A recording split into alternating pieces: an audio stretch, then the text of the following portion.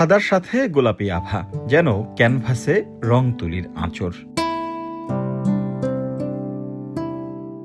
ডালে ডালে ছেয়ে আছে সাকুরা, একটুখানি হাওয়া এসে দিয়ে যাচ্ছে দোলা। প্রথম দেখায় মনে হবে জাপানের কোনো শহরে জানান দিচ্ছে বসন্ত এসে গেছে।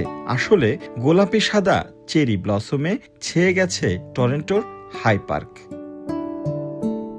1959 সালে জাপান থেকে উপহার হিসেবে পাওয়া এই গাছগুলো আজ টরন্টোর সংস্কৃতির একটি গুরুত্বপূর্ণ অংশ হয়ে উঠেছে, যা দেখতে প্রতিদিনই ভিড় করছেন পর্যটকরা।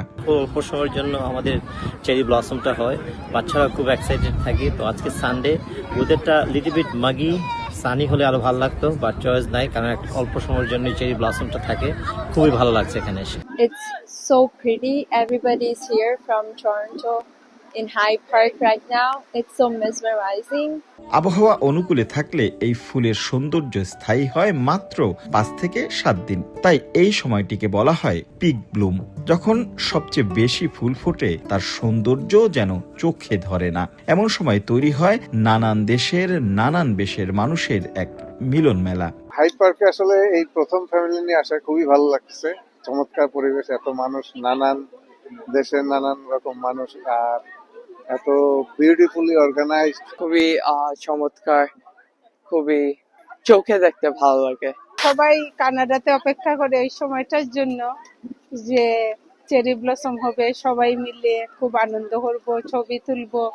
দর্শনার্থীদের ফুল না ছেঁড়া, গাছের ক্ষতি না করা আর ভিড় এড়াতে গণপরিবহন ব্যবহারের নির্দেশনা দিয়েছে নগর কর্তৃপক্ষ। এই শুভ্রতা যে শুদ্ধতা ছড়ায়, তাতেই বিমোহিত হয়ে হাজারো পর্যটক প্রতি বছর সামিল হন এই পার্কে। প্রকৃতির নীরব এই উৎসব যেন জানান দেয় সৌন্দর্য ক্ষণিকের হলেও তার রেশ থেকে যায় দীর্ঘদিন। রাশেদ লিমন, সময় সংবাদ, টরন্টো, কানাডা।